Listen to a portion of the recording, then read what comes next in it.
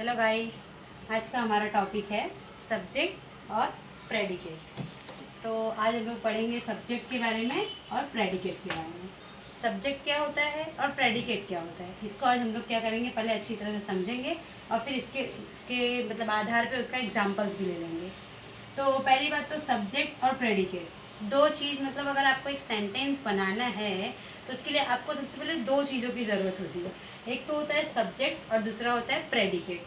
अब सब्जेक्ट और प्रेडिकेट का हमने अलग अलग, सबसे पहले हमें सेंटेंस के बारे में पता होना चाहिए। उसके बाद हम क्या करेंगे, सब्जेक्ट किससे किससे मिलकर बनता है वो देखेंगे। तो सेंटेंस क्या है, यहाँ पे आपके सामने सेंटेंस का मैंने एक छोटा सा डेफिनेशन लिखा है। A sentence is made up of two parts, the subject and the predicate.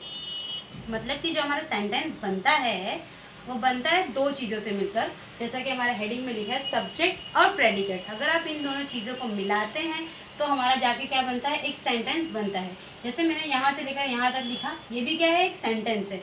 अगर आप ढूंढने जाओगे तो इसमें भी आप क्लासीफाई कर सकते हो कि सब्जेक्ट क्या है और प्रेडिकेट क्या है।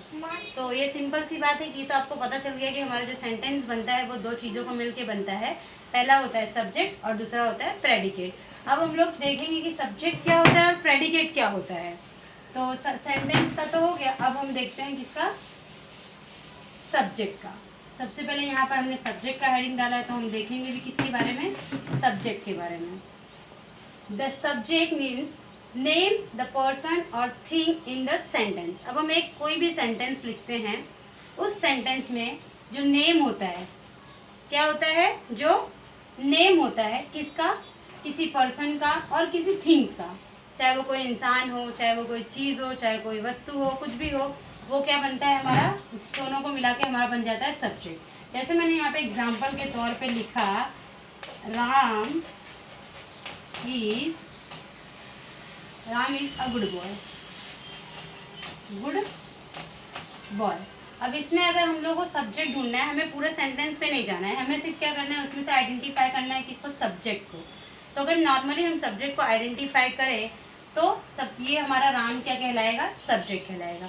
मान लो अगर यहाँ राम की जगह दिल्ली होता, कोलकाता होता, या फिर XYZ कुछ भी होता, मतलब किसी का भी नाम, किसी का भी, कोई भी वस्तु हो, कोई भी चीज़ हो, कोई इंसान का नाम हो, किसी जानवर का नाम हो, व्हाटएवर, वो क्या कहलाएगा, हमारा सब्जेक्ट कहलाएगा। क्या कहलाएगा, सब्जेक्ट कहलाएगा। तो पहला तो मैंने आपको बताया सेंटेंस, जो सेंटेंस बनता है वो दो चीज़ों से मिलकर बनता है।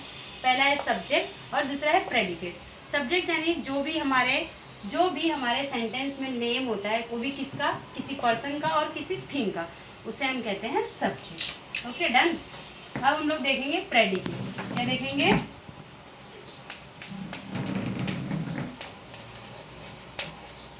अब प्रेडिकेट मतलब क्या होता है। अब तो हमने नेम के बारे में तो देख लिया, सब्जेक्ट ऑफ द सेंटेंस मतलब उस सेंटेंस का सब्जेक्ट क्या है, यानी जो हमारा नाम था किसका, किसी पर्सन का और किसी थिंग का, वो तो हमारा क्या कहलाता था, सब्जेक्ट कहलाता था। अब वो किस पर्पज से लिया जा रहा है वो हमारा क्या कहलाता है, प्रेडिकेट। जैसे कि फॉर एग्जांपल एक सेंटेंस हम लोग लिख लेते हैं, मुंबई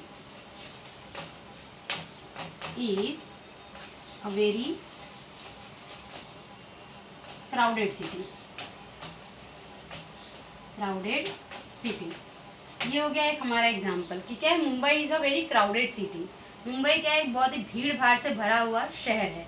अब हमने जैसा कि पहले देखा था कि सब्जेक्ट क्या कहलाता है, किसी भी पर्सन का नेम हो या किसी भी प्लेस का नेम हो या किसी भी थिंग का नेम हो, उसे हम क्या कहते हैं, सब्जेक्ट कहते हैं। तो ये हमारा वो मुंबई क्या हो गया, यहाँ पर ये हो गया हमारा सब्जेक्ट। क्या हो गया, सब्जेक्ट हो गया। अब ये जो क्राउडेड सिटी है, मतलब यहाँ से लेकर यहाँ तक, वो हमारा क्या हो गया, प्रेडिकेट। क्या हो गया, प्रेडिकेट।